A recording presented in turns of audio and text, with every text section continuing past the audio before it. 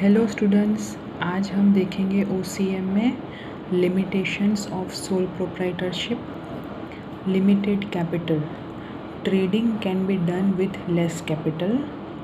This is the important advantage of sole proprietorship, but this is also a limitation. After industrial revolution, the size of business unit is getting larger. For this, raising required capital becomes difficult for the owner. Many times, sole proprietorship firm is not capable to purchase raw materials in large quantities, big size machines and to have big storage facilities. तो कभी कभार capital की limitations की वजह से company जो sole proprietor है वो नेसेसरी रॉ मटेरियल्स भी नहीं खरीद पाता, लार्ज क्वांटिटीज़ में बड़े बड़े मशीन नहीं खरीद पाता और स्टोरेज फैसिलिटीज़ भी उनके पास नहीं होती, क्योंकि उनके पास सिर्फ एक ही है जो अपना लिमिटेड कैपिटल इंट्रोड्यूस कर सकता है। अपना खुद का जितना कैपिटल हो वो ही बिज़नेस में लगा सकता है, ठीक है। बाकी सब उसको बोरो करना पड़ता है और अगर वो बोरोइंग्स करता है तो उसमें इंटरेस्ट का बर्डन भी बढ़ जाता है। Unlimited liability, sole proprietor has unlimited liability. अगर बिज़नेस में नुकसान होता है या फिर किसी को पैसा नहीं दे पाता तो उसको अपने पर्सनल असेट्स बेच के भी पैसे लाने पड़ेंगे। Therefore, he cannot free himself from his liabilities. If the borrowings have increased over business assets and credits, then he has to sell his personal properties and make payment for business debts. In this way, the owner himself has to bear all the risk of business. तो सभी risk owner अकेले को ही भुगतना पड़ता है। ऐसा नहीं है, अगर बिज़नेस में कुछ ओवर नुकसान हो जाता है तो उसके पर्सनल असेट्स भी बेचने पड़ेंगे उसको, ठीक है। वो अपने आप को फ्री नहीं कर पाएगा लायबिलिटीज़ से। Short duration, when the owner of a business dies or is declared insolvent or loses mental balance, the existence of business can come to an end. If the hirist do not have the ability to run the business, then it is possible that the business gets weaker and in many cases business comes to an end. इसमें क्या होता है, सिर्फ एक ही आदमी business चलाता है, ठीक है। तो अगर उस आदमी को कुछ भी हो जाता है, उसका एक्सीडेंट हो जाता है या फिर वो मर जाता है या फिर वो नादार हो जाता है या फिर वो पागल हो जाता है, उसकी तबीयत अच्छी नहीं रहती है, तो बिज़नेस का अंत हो सकता है। अगर उसका बेटा या बेटी बिज़नेस करने के काबिल नहीं होते तो बिज़नेस का अंत हो जाता है, ठीक है। बिज़नेस पूरी तरह नुकसान में चला जाता है और बिज़नेस ही ख़त्म हो जाता है। Limited work capacity, in sole proprietorship the owner is responsible to formulate the policies of business. Everybody has limitations of working. Though he may be very intelligent, sometimes the business suffers due to his certain limitations. In modern time, the business requires different types of skills and knowledge. As in sole proprietorship, the scope of exchange of ideas with others is very little. The development of business also remains limited. इसमें क्या होता है, सिर्फ एक ही आदमी का दिमाग चलता है बिज़नेस चलाने के लिए। उसके भी नो डाउट वो बहुत ही इंटेलिजेंट है, बहुत ही स्मार्ट है, पर हर एक आदमी के कुछ लिमिटेशंस होते हैं जो कि बिज़नेस के लिए नुकसानकारक साबित हो सकते हैं। अभी के ज़माने में बिज़नेस कैसे चलता है, by appointing experts, different skills और नॉलेज लेके ही बिज़नेस चलाना पड़ता है। एक ही आदमी पे हम निर्भर नहीं रह पाते, ठीक है। तो इस तरह से वर्क कैपेसिटी जो है वो हमारी लिमिटेड होती है और सोल प्रोप्राइटर के लिए बिज़नेस चलाना मुश्किल हो जाता है, ठीक है। Possibility of wrong decisions, sole proprietor himself takes business decisions. He does not have advantage to take the help of from experience and specialized knowledge of others. He may be most capable and skilled, but his personal decisions sometimes may be hasty. बहुत जल्दबाजी में लिए गए decisions कभी कभार गलत साबित होते हैं, मिस्टेक्स हो जाती हैं and tend to damage to the business. और कभी कभार उसको ध्यान नहीं रहता, उसके भी कुछ लिमिटेशंस होते हैं, उससे भी गलतियां होती हैं जो कि बिज़नेस के लिए लॉस साबित हो सकते हैं। Lack of advantage of large scale business, Due to limited capital, the business remains limited in sole proprietorship. As there is unlimited liability, the owner cannot go for larger enterprise. As purchase and sale are on a small scale basis, sole proprietor cannot avail the advantage of large scale purchase and scales. क्योंकि ये limited होता है, capital भी limited होता है, ठीक है, सब कुछ लिमिटेड होता है, तो उसके परचेज सेल्स भी लिमिटेड होंगे, तो हम लार्ज स्केल बिज़नेस के जो फ़ायदे होते हैं वो हम नहीं ले पाते, क्योंकि हमारा बिज़नेस जो है वो स्मॉल स्केल है, ना कि लार्ज स्केल। अब हम देखेंगे Hindu undivided family. Sole proprietorship का कंसेप्ट यहाँ पे ख़त्म होता है। अब हम स्टार्ट करेंगे business run by Hindu undivided family, HUF। तो उसके मीनिंग देखेंगे। According to Hindu law, business is inheritable, ठीक है। हेरिटेंस देना यानी कि वारसाई करना बिजनेस में ऐसा ज़रूरी नहीं है according to Hindu law. Business acquired by way of inheritance, by inheritance मतलब वारसागत में हम बिज़नेस चला सकते हैं, ज़रूरी नहीं है, पर हिंदू लॉ के हिसाब से इनहेरिटेंस देना ज़रूरी है, ठीक है। अगर बाप धंधा चलाता है तो फिर वो अपने बेटे को इन्वॉल्व करेगा, बेटा जो है वो अपना बेटा होगा उसको इन्वॉल्व करेगा, बेटा या बेटी कोई भी हो सकता है, इनहेरिटर्स कोई भी हो सकते हैं। तो अगर बिज़नेस कोई एक्वायर किया है by way of inheritance by Hindu undivided family is called a form of HUF। Hindu undivided family मतलब क्या, एक हिंदू की जॉइंट फैमिली जिसमें सब परदादा होते हैं, फिर दादा होते हैं, फिर बेटा होता है, उसका बेटा होता है, इस तरह से पूरी फैमिली जो है वो मिलजुल कर बिज़नेस चलाती है। वो अनडिवाइडेड है, उसको डिवाइड करना पॉसिबल नहीं है, ठीक है। तो all the members of the family are called its members. जो सभी के मेंबर्स होंगे फैमिली के, उन सबको हम मेंबर्स बोलेंगे HUF के, जो हिंदू लॉ से के हिसाब से चलता है और सब मिलजुल कर बिजनेस चलाते हैं। Administration of such firm is in the hands of the head of the family. जो हेड ऑफ द फैमिली होता है वो HUF का एडमिनिस्ट्रेशन करता है, सब देखभाल सब संभाल करता है। ही इज़ कॉल्ड कर्ता, उसको कर्ता बोलेंगे। जो हेड होंगे मतलब सपोज़ कि हमारे दादा है हमारे घर में सबसे बड़े, तो उनको कर्ता बोलेंगे। If the senior most in age person does not wish to run the business, then the administration is passed on to the next eldest person. Existence of such firms is popular in India and Nepal. अगर दादा की तबीयत अच्छी नहीं रहती, वो business run नहीं कर पाते, तो वो अपने बेटे को दे सकते हैं, पास ऑन कर सकते हैं एडमिनिस्ट्रेशन। और इस तरह के जो HUFs है वो इंडिया और नेपाल में बहुत पाए जाते हैं। उसके कैरेक्टरिस्टिक्स हम देखेंगे। Existence by law, the form of Hindu undivided family come into existence by law, law के मुताबिक चलता है, कायदे के हिसाब से चलता है। Management, the management of the firm is in the hand of senior most person of the family who is called कर्ता। मैनेजमेंट जो होता है HUF का, फर्म का, वो कर्ता करता है। Independent field of operation, business management is done by कर्ता इंडिपेंडेंटली, ठीक है, इंडिपेंडेंट होते हैं। बाकी सारे जो अदर मेंबर्स होते हैं उनको कोई राइट नहीं होता बिजनेस डिसीजन लेने में, वो इंटरप्ट नहीं कर सकते हैं, दखल अंदाजी नहीं कर सकते हैं, वो मदद कर सकते हैं। Other members can not object against the suitability of decisions taken by कर्ता। हम कोई ऑब्जेक्शन अगेंस्ट में भी नहीं जा सकते, कोई डिसीजन लिया हो कर्ता ने उसके अगेंस्ट में नहीं जा सकते। Membership, the membership in the form of Hindu undivided family is by birth. जैसे जैसे बर्थ होते जाएंगे वैसे वैसे हम मेंबर बनते जाएंगे, ठीक है। The child born in the family gets the membership right from his birth. उसके बर्थ के स्टार्ट ही वो मेंबर बन जाएगा HUF का, हिंदू अनडिवाइडेड फैमिली का। Financial control, all financial matters of the business lie in the hands of karta, so the financial control also remain in the hands of karta. सभी financial matters होते हैं बिजनेस के, वो कर्ता हैंडल करता है, और क्योंकि कर्ता हैंडल करता है तो फाइनेंस का कंट्रोल भी उसे ही करना पड़ेगा। किस तरह पैसा यूज़ करना है, कैसे पैसे को बचाना है, पैसे को किस तरह इन्वेस्ट करना है ताकि उस पर ज़्यादा रिटर्न मिल पाए, ये सब डिसीशंस कर्ता के ही होंगे। Liability, entire business is under the administration of कर्ता।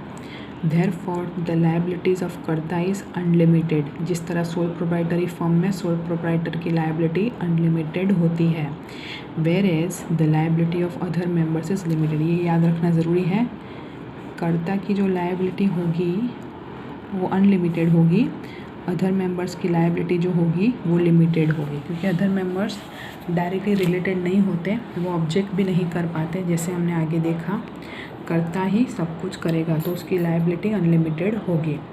Life span on the death of karta और other member of family the business continues. If karta dies then the next senior most person becomes karta. इसमें ऐसा नहीं है कि सोल प्रोप्राइटर जैसा नहीं है कि वो अगर मर जाए, एक्सपायर हो जाए तो बिज़नेस ख़त्म। इसमें अगर कर्ता एक्सपायर हो जाते हैं तो उसके बाद जो एल्डेस्ट पर्सन होगा वो बनेगा कर्ता और बिज़नेस चलता रहेगा। Difficulty in raising funds.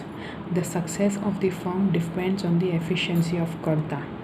The firm has to depend on the members of the family for fundraising. ठीक है, हमें अगर पैसों की ज़रूरत हो तो हम अपने मेंबर्स के पास से ही कलेक्ट कर सकते हैं।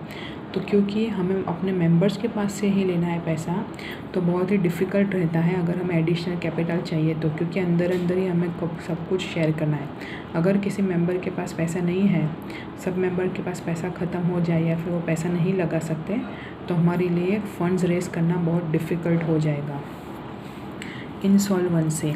When the firm becomes insolvent, the members of the family are declared insolvent. ठीक है, the minors are excluded. For payment of debts, the share of the all family members of SUF can be taken into consideration.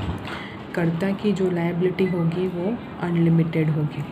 तो जब firm insolvent हो जाता है तो firm के सारे मेंबर्स भी इंसॉल्वेंट डिक्लेयर कर दिए जाएंगे, माइनर्स को एक्सक्लूड करेंगे और कर्ता की HUF के जो भी सारे डेट्स होंगे वो सभी फैमिली मेम्बर्स के बीच शेयर्ड होंगे।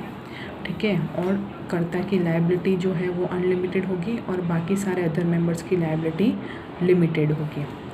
तो यहाँ पे ख़त्म होता है HUF का कंसेप्ट। अब हम देखेंगे partnership. As the scope of business and commerce expanded, the limitation of sole proprietorship become clear. ठीक है, partnership as a form of business came into existence with an idea to establish business at a large scale. Sole proprietor large scale पे business नहीं कर पाता था क्योंकि उसकी liability capacity limited थी। तो ऐसा आइडिया कि अगर हम पार्टनरशिप में बिज़नेस करें तो हम बिज़नेस को लार्ज स्केल पे बढ़ा सकते हैं। Partnership came into existence to remove the limitation of sole proprietorship. क्यों आया? To remove the limitation of sole proprietorship, like huge capital, efficient administrative power and risk bearing capacity. Huge capital भी होगा, एक की जगह पार्टनर्स के दिमाग चलेंगे, एडमिनिस्ट्रेटिव पावर भी एफिशिएंट होगा और रिस्क भी ज़्यादा उठा पाएंगे, मिलजुल के काम कर पाएंगे। तो पार्टनरशिप का मीनिंग देखेंगे। Partnership is such a business system in which the ownership of the business remains with more than one person, and in the same way the business is managed by all or by one or more on behalf of all the partners. तो जो भी सारे partners होंगे वो मिला के business करेंगे, manage करेंगे, या फिर ऐसा भी हो सकता है कि कोई एक पार्टनर या एक से ज़्यादा पार्टनर सभी पार्टनर्स के बिहाफ पे बिज़नेस कर सकता है। सभी पार्टनर्स एक्टिव हो ऐसा ज़रूरी नहीं है। कोई पार्टनर स्लीपिंग भी हो सकता है, यानी वो सिर्फ अपना पैसा लगा सकता है, उसको डिसीजन मेकिंग में इन्वॉल्व नहीं किया जा सकता। ठीक है, ऐसा भी हो सकता है, या फिर सभी पार्टनर्स एक्टिव भी हो सकते हैं। The results of such business are borne by all partners. Profit या लॉस होगा वो उसके प्रॉफिट शेयरिंग रेशियो या लॉस शेयरिंग रेशियो में डिवाइड होगा। जिस तरह से आपको अकाउंट्स में पार्टनरशिप फर्म का कंसेप्ट आता है, उसी तरह से प्रॉफिट या लॉस उनके प्रॉफिट शेयरिंग या लॉस शेयरिंग रेशियो में डिस्ट्रीब्यूट हो जाएगा। तो पार्टनरशिप के लिए एक स्पेसिफिक एक्ट है, वो है इंडियन पार्टनरशिप एक्ट 1932, उससे गवर्न होगा। ये कायदा ज़रूरी है फॉलो करने के लिए अगर आप पार्टनरशिप फर्म खोलते हो तो पार्टनरशिप का मीनिंग क्या है इस एक्ट के हिसाब से? Partnership is a relation between such persons who have agreed to share the profit of business which is run by all or by one person on behalf of all. तो partnership एक ऐसी relation है जो कि agreement होता है partnership का कि अगर बिज़नेस में नुकसान या फ़ायदा होगा तो हम सब मिलकर उठाएंगे, ठीक है। वो बिज़नेस सारे पार्टनर्स मिलकर चला सकते हैं या फिर कोई एक पार्टनर सभी के बिहाफ पे चला सकता है। तो अब हम देखेंगे characteristics of partnership. Relation by agreement, partnership agreement form होता है पार्टनरशिप चालू करने से पहले। Partnership comes into existence by an agreement. This agreement can be written और oral. Partnership also comes into existence by understanding created by the actions of partner. It is preferable to have a written agreement. Written agreement होना ज़रूरी है, ठीक है। Establishment procedure. Establishment procedure of a partnership firm is very simple. One does not have to pass through the complex and long procedure of law. Agreement बना के हम partnership establish कर सकते हैं। रजिस्ट्रेशन करवाना ज़रूरी है या नहीं वो देखेंगे। It is not compulsory to register a partnership firm. Registration can be done by the registrar of firms to whom the partnership deed is submitted for registration. Registration करवाना ज़रूरी है तो भी हम रजिस्ट्रार ऑफ फर्म्स में अपनी partnership दे सकते हैं और वहाँ रजिस्टर करवा सकते हैं। वॉल्यूंटरी है, कंपलसरी नहीं है। करवाना हो तो अपनी मर्ज़ी के हिसाब से हम करवा सकते हैं। कितने पार्टनर्स हो सकते हैं in partnership firm? The minimum number of partners are 2। Minimum कितने हैं? 2। According to the companies act 2013 clause number 464। तो कंपनीज एक्ट जो कि कंपनीज को गवर्न करता है उसमें क्लॉज है एक पैरा है 464। उसमें क्या लिखा है? Number of partners in partnership firm can not be more than 100 members. More than 100 नहीं हो सकते हैं, ठीक है।